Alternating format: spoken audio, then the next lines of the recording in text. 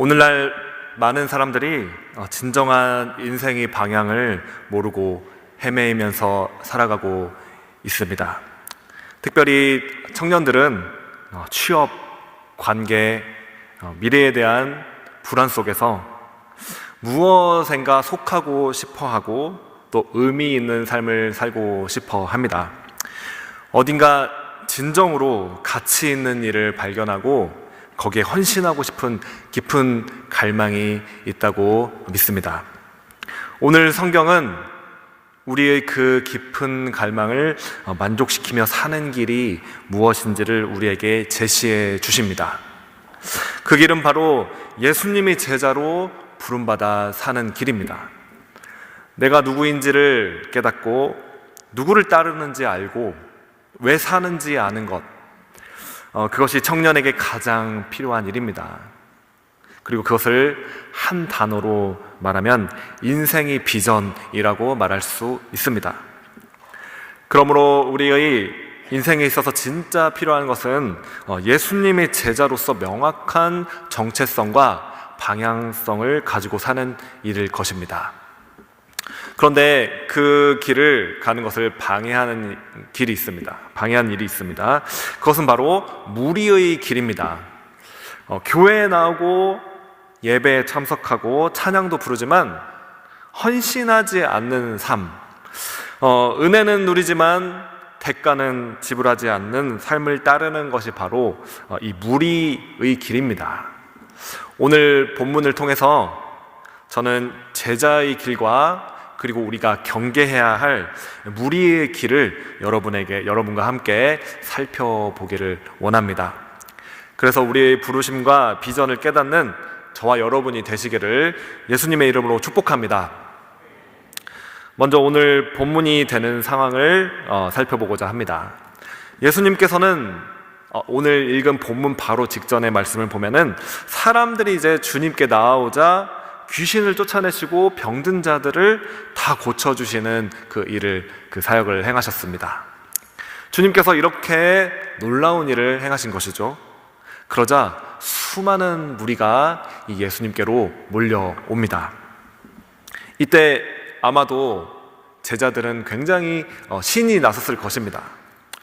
수많은 무리가 이제 몰려오고 예수님을 따르니까 이제 거기서 어떤 큰 사역을 일으키고 어쩌면 이제 그들이 꿈꿔왔던 그런 왕국을 세우는 일들을 그들이 생각을 하면서 기대에 찼을 것입니다. 우리가 성경을 살펴보면 제자들은 예수 그리스도가 누구신지, 예수님이 누구신지 잘 이해를 못했던 것을 봅니다. 오히려 자신들을, 이 나라를, 유대인들을 정치적으로 또 군사적으로 해방시켜줄 어떤 지도자, 아니면은 또한 어떤 위대한 스승으로 생각하고 있었던 것을 우리는 성경을 통해서 보게 됩니다. 그런데 그렇게 영향력을 세워나갈 수 있는 좋은 기회인데도 불구하고 주님께서는 제자들의 기대와 전혀 다르게 움직이시는 것입니다. 주님께서는 오늘 그 본문 말씀을 보면은 예수께서 무리가 자기를 에워싸는 것을 보시고 건너편으로 가기를 명하시니라 이렇게 말씀하고 있습니다. 주저없이 이렇게 무리들이 몰려오는데 이곳에서 뭔가 영향력을 끼칠 수 있는 그런 상황임에도 불구하고 예수님께서는 제자들의 기대와 상관없이 주저없이 건너편으로 가자라고 말씀하시는 것입니다. 여러분, 주님께서는 이렇게 무리를 모으는 것보다 영향력을 키우는 것보다 더 중요한 일이 있었기 때문에 그렇게 하신 줄로 믿습니다. 그것은 바로 제자들을 훈련시키는 일이었습니다. 무리들은 몰려왔다가 사라질 수 있습니다. 주님은 그것을 너무나 잘 아셨습니다.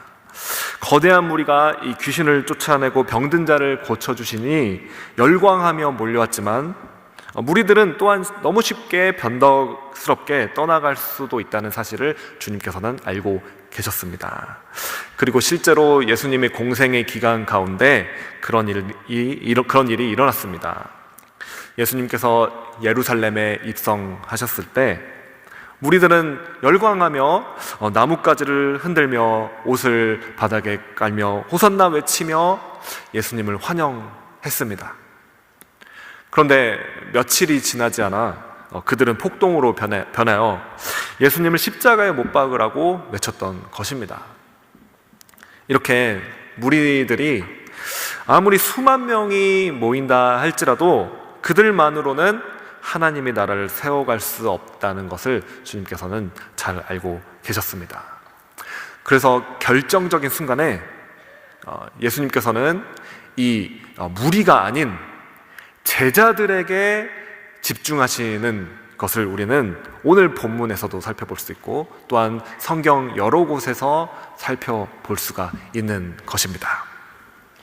19절 말씀입니다. 19절에 이렇게 말씀하고 있습니다.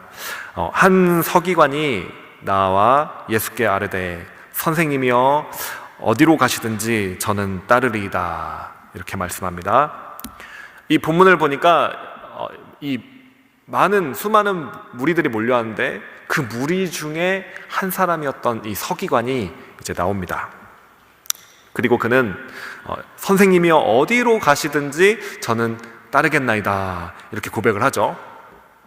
여러분, 서기관은 그 당시에 이스라엘의 어떤 엘리트 지배 어떤 그런 계층 계급이었던 것이죠.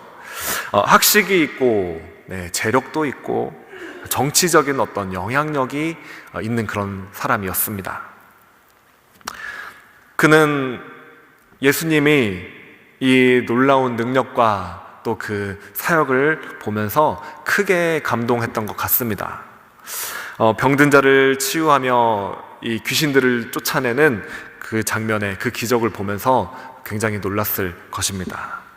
그리고 그로 인하여 수많은 무리가 이렇게 따라오는 것을 보면서 그 영향력에 감탄했었을 것입니다. 그리고 아마도 그는 이러한 영광을 함께 누리기 원했을 것입니다. 그래서 그는 자신 있게 예수님께 나와 선생님이여 어디를 가시든지 저는 따르겠습니다 라고 그렇게 말했습니다.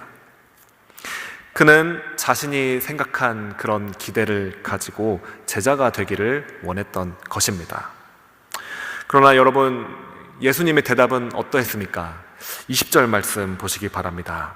20절에서 예수께서 이르시되 여우도 굴이 있고 공중에 새도 거처가 있으되 인자는 머리 둘 곳이 없다 하시더라 이렇게 말씀하십니다. 예수님께서는 자신을 따르겠다고 찾아온 그 서기관에게 예수님을 따를 때 지불해야만 하는 그 대가가 무엇인지를 지금 말씀하신 것입니다. 여러분, 예수님께서 그에게 따르지 말라고 거절하신 것이 아닌 것을 여러분 생각해 보시기 바랍니다. 예수님께서는 주님을 전심으로 따르겠다고 하는 자들이 있다면 얼마든지 따르도록 하시는 분이십니다. 그러나 주님은 그 서기관의 마음이 허세에 가득 차 있다는 사실을 꿰뚫어 보신 것입니다. 그래서 그에게 다만 정확하게 주님을 따르는 대가가 얼마나 큰지 그 사실만을 이야기했습니다. 제자의 길이 그 서기관이 상상하고 기대했던 존경받고 정치적인 영향을 미치는 그런 모습과는 전혀 다른 모습이라는 그 현실을, 그 사실을 정확하게 예수님께서는 제시하고 계시는 것입니다. 주님을 따르는 길은 유명하고 인기를 얻고 권세를 부리는 그런 자리가 아니었습니다. 예수님을 따르는 제자의 길은 예수님께서도 머리 둘 곳이 없어서 그래서 예수님을 따른다는 것은 정말 머리 둘 곳이 없이 잠을 그런 누추한 곳에서 잘 수도 있는 그런 자리라도 마다하지 않고 다만 주님을 따르는 것이다 라고 주님께서는 말씀하시는 것이죠. 이럼에도 불구하고 너가 나를 따를 수 있겠느냐? 주님께서는 그것을 물어보시는 것입니다.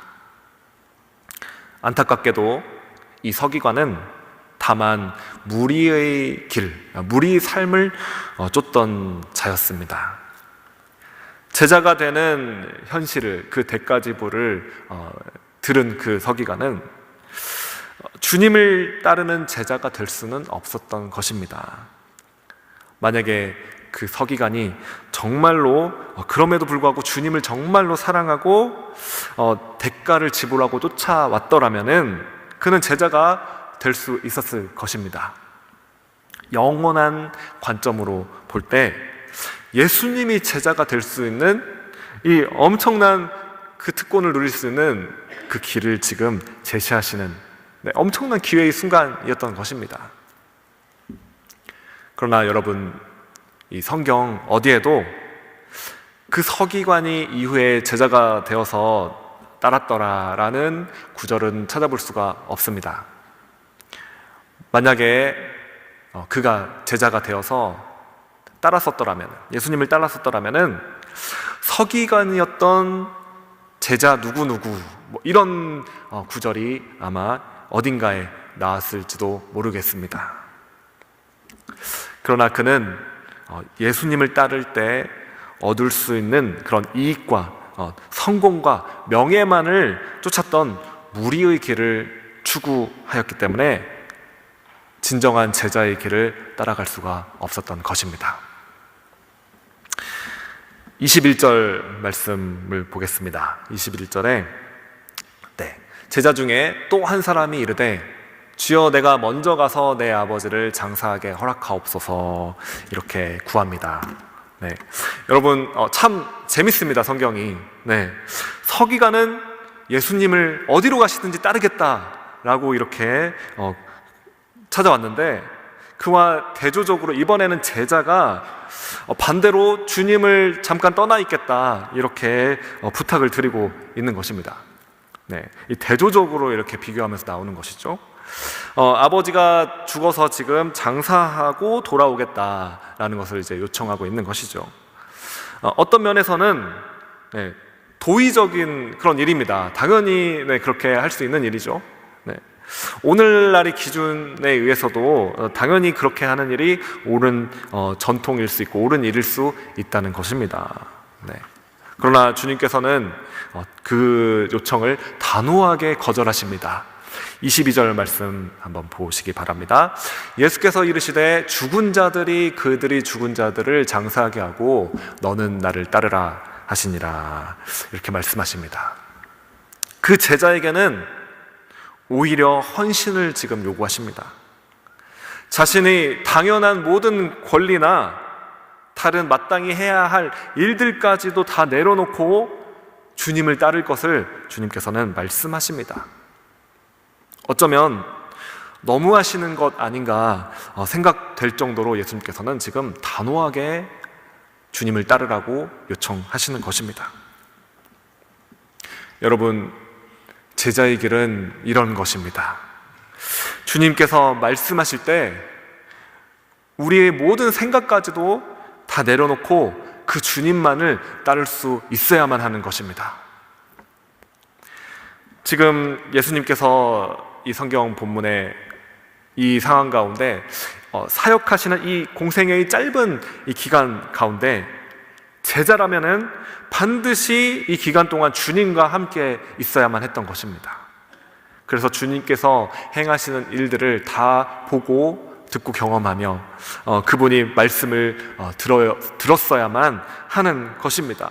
그리고 그것보다 더 중요한 일은 없었던 것입니다. 그런데 어쩌면 당연히 그 제자는 당시에 그 상황을, 그 사실을 몰랐을 것이고 이해하지도 못했을 것입니다. 그럼에도 불구하고, 이해가 안 됨에도 불구하고 그는 제자라면 믿음으로 주님을 따랐어야만 했던 것입니다. 23절 말씀입니다. 배에 오르심에 제자들이 따랐더니, 아멘. 여러분 23절을 보니까 그 다음 장면입니다. 그 제자가 떠났다는 기록이 없습니다. 할렐루야. 그 제자가 실족하여 떠났더라 이런 기록이 없고, 다만 제자들이 따랐더라. 네, 제자들이 예수님을 따라서 배에 타는 장면이 이어집니다. 얼마나 감사한지 모르겠습니다. 여러분, 여기서 무리와 제자의 길은 완전히 구분이 됩니다. 여러분, 누가 제자입니까? 바로 예수님과 한 배를 탄 사람들이 제자들인 것입니다. 무리는 예수님과 한 배를 타지 않습니다.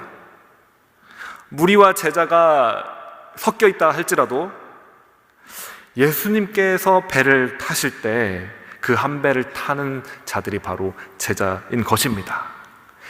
오직 제자만 예수님과 함께 할 수 있는 그 의무와 그리고 특권을 누릴 수 있는 것입니다. 할렐루야. 여러분, 예수님께서 사실은 이제 이 다음 본문의 다음 구절을 살펴보면은 풍랑이 있는 그 풍랑의 길을 예수님은 가십니다. 네. 예수님께서 그 배를 타고 풍랑을 통과하며 가실 때라도, 예수님께서 십자가의 길을 가실 때라도, 여러분, 무리들은 그 상황에서 다 떨어져 나갑니다. 그러나 여러분, 제자는 예수님과 끝까지 한 배를 타는 것입니다.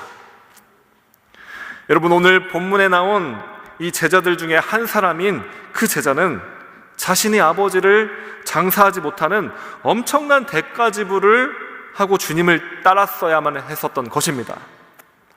여러분, 이렇게 주님을 따르는 제자의 부르심은 자신의 삶을 헌신하고 대가를 지불하며 주님을 따르는 길인 줄로 여러분 믿으시기 바랍니다.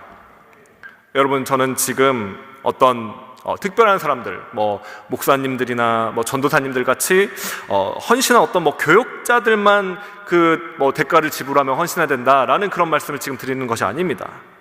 성도인 우리 모두가 다 제자가 되어야만 하는 것입니다. 청년 여러분, 특별히 여러분 반드시 제자가 되시기 바랍니다. 무리 중에 한 사람으로 남아 있어서는 안 되는 것입니다. 여러분, 헌신되지 않는 사람은 주님을 따라 나설 수가 없습니다. 하나님의 나라는 무리나 군중들이 아닌 헌신된 제자들로 인하여 세워지는 것입니다. 무리가 아무리 몰려와도 그들만으로는 하나님 나라의 일을 세워나갈 수가 없는 것입니다. 그러나 여러분, 끝까지 예수님을 따른 제자들이 오순절 이후에 교회를 세워나가는 자들이 되었습니다. 그 소수의 제자들이 결국 교회를 세우고 하나님의 나라를 세워나가며 확장시켜 나가는 그 중심이 되는 것입니다. 이렇게 헌신된 제자들을 세우는 일이 중요하다는 사실을 주님께서는 아셨기 때문에 오늘 본문에서 주님께서는 무리를 모으는 것이 아니라 그 무리들이 몰려왔음에도 불구하고 그들을 두고 제자들을 세우시고 훈련시키기 위해서 건너편으로 가자라고 이렇게 말씀하시며 배를 타고 제자들과 함께 풍랑을 통과해서 가는 것입니다. 그러므로 우리는 주님을 위해서 사는 대가가 무엇인지 여러분 반드시 알아야 되는 것입니다. 그리고 여러분 지불해야 하는 것입니다.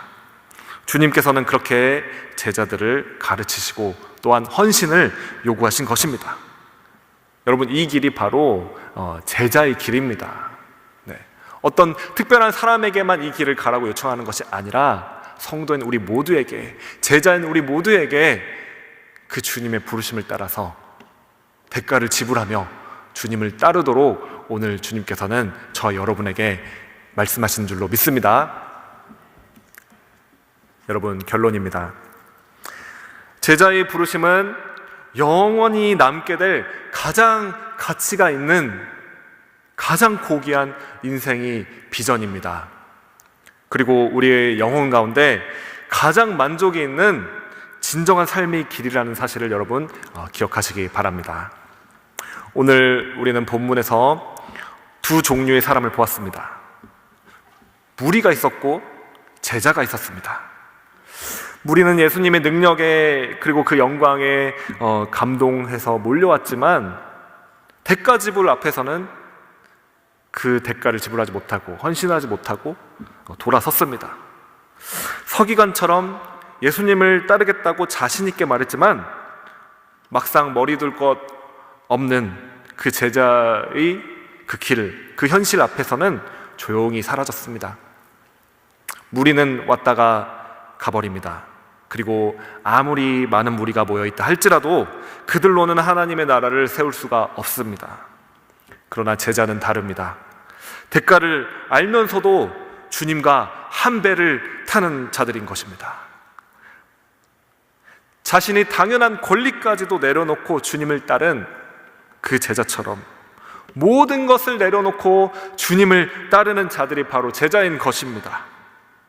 그리고 그 헌신된 소수의 제자들이 교회를 세우고 세상을 변화시키는 놀라운 역사의 주인공들이 다 되는 것입니다. 주님께서는 마가의 다락방에 있었던 남아있던 120명의 그 성도들, 그들을 통해서, 그러나 주님께서는 그 남은 자들을 통해서 온 세상을 변화시키고 바꾸시는 놀라운 하나님의 일들을 다 행하신 것입니다. 여러분, 죄송하지만 주님의 초점은, 주님의 관심은 무리에게 가 있지 않습니다.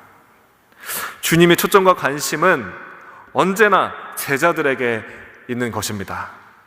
물론 주님께서는 몰려오는 무리들을 정말 섬기시고 그들 또한 먹이시는 일들을 하셨습니다. 병자들을 고치시고 귀신을 쫓아내시고 그들을 돌보셨습니다. 그러나 가장 중요한 때에 주님의 관심은 이 제자들에게 있었다는 이 사실을 여러분 기억하시기 바랍니다. 오늘 본문에서도 수많은 무리를 뒤로 하시며 제자들과 함께 제자들을 훈련시키기 위해서, 그들을 세우시기 위해서 배에 오르신 그 주님을 생각하시며, 여러분이 지금 정말 제자라면은 주님이 시선과 주님이 관심이, 주님이 사랑이 온통 제자인 여러분을 향하고 있다는 사실을 꼭 기억하시기 바랍니다. 서론에서 말씀드린 것처럼 우리 특별히 청년들이 마음 깊은 곳에는 진정으로 가치 있는 일에 자신을 들이며 헌신하고 싶은 깊은 갈망이 있다고 저는 믿습니다. 그러나 주님을 만나고 이 제자의 부르심을 깨닫기 전까지 우리는 진정한 영혼의 만족을 찾을 수가 없을 것입니다. 그러나 주님을 따르는 그 길을 위해서, 그 제자된 그 제자의 길 위해서 우리는 비로소 가장 의미 있고 가장 만족된 삶을 발견하게 될 줄로 믿습니다. 오늘 이 자리에서 여러분 스스로에게 한번 물어보시기 바랍니다. 나는 지금 무리인가? 아니면 정말 나는 제자인가? 물어보시기 바랍니다. 이 질문에 나는 제자입니다 라고 고백할 수 있는 저와 여러분이 되시기를 예수님의 이름으로 축복합니다. 제자의 부르심을 받은 자들은 많지만 실제로 대가를 지불하고 예수님과 그 한 배에 오르는 사람은 적습니다. 지금까지 이 기독교 역사 가운데 머리 둘 곳도 없는데 그 길을 너가 따르겠느냐 라는 주님의 부르심 앞에서 슬퍼하며 조용히 돌아간 사람들이 수도 없이 많을 것입니다. 여러분은 오늘 그 부르심에 어떻게 반응하시겠습니까? 어떤 대가라도 지불하며 주님과 함께 가는, 끝까지 따르는 제자들이 되시기를 예수님의 이름으로 축복합니다. 그럴 때 주님께서는 제자인 여러분들을 통해서 이 역사를 바꾸시는, 이 대한민국을 변화시키며 한국교회를 정말로 움직이시는, 살리시는 그 위대한 일들을 행하실 것입니다. 그 주님의 부르심에 순종하는 저와 여러분이 되시기를 예수님의 이름으로 축복합니다.